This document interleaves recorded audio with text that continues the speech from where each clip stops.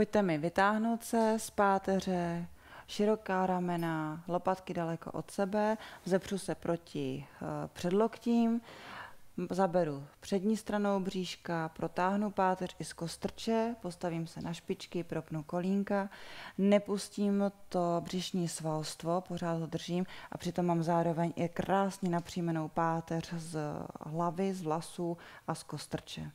Výborně, pomalinku pokládám kolena, pánev a bříško nebo hlavu. Chyby, které v tomto cviku nejčastěji děláte, je pojďte mi nahoru do toho vzporu.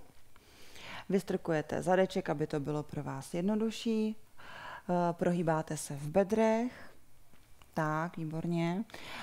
Tlačíte, což je velmi špatně, ramena směrem k uším, odstávají vám lopatky, hrbíte se mezi bedry. Perfektní, teď je to úplně ukázková.